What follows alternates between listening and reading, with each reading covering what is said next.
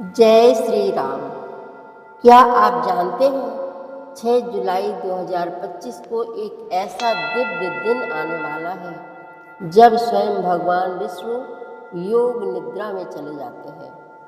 इस दिन को कहते हैं देवशयनी एकादशी। लेकिन सवाल ये है कि भगवान के सोने का क्या मतलब है? क्यों इस दिन से 4 महीनों तक कोई शुभ काम नहीं होता? और क्या हमें इस व्रत को करना चाहिए? चलिए आज इन सवालों का जवाब पाते हैं एक सुंदर आध्यात्मिक यात्रा पर। हर वर्ष आषाढ़ शुक्ल एकादशी को आने वाली यह तिथि 2025 में 6 जुलाई रविवार को पड़ रही है। इस दिन भगवान विष्णु क्षीर सागर में योग निद्रा में चले जाते हैं और 4 महीने बाद 12 नवंबर 2025 को पड़ने वाली प्रबोधिनी एकादशी के दिन जागते हैं।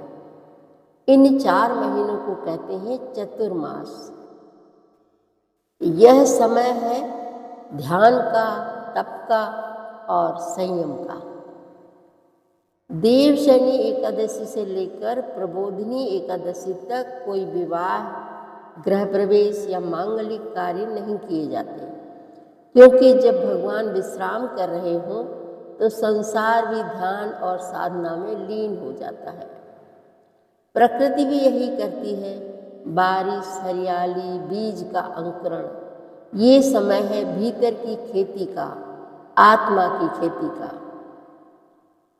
इस दिन का व्रत करने से जन्म जन्मांतर के पाप मिटते हैं और मोक्ष का मार्ग प्रशस्त होता है।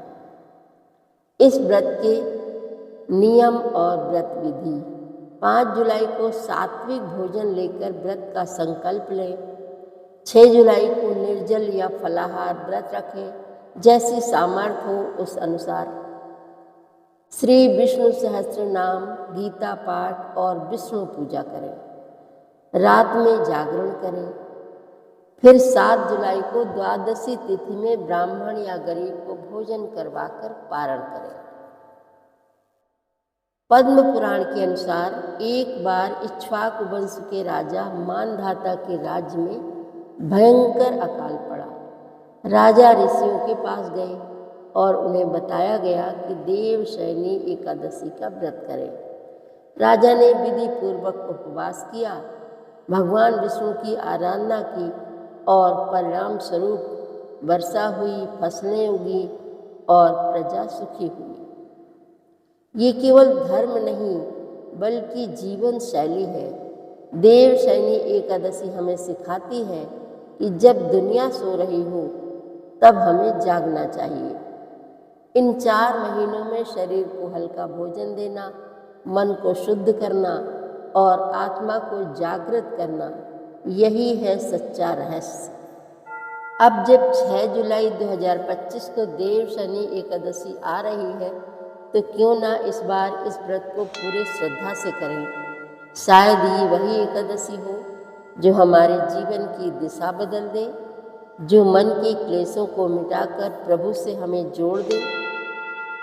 अगर आपको ये जानकारी उपयोगी लगी हो तो वीडियो को लाइक करें, कमेंट में लिखें हरि शरणम और हमारे चैनल हमारी संस्कृति को सब्सक्राइब करें, जहां हर वीडियो लाता है आपको संस्कृति से जोड़ने वाला एक नया अध्याय।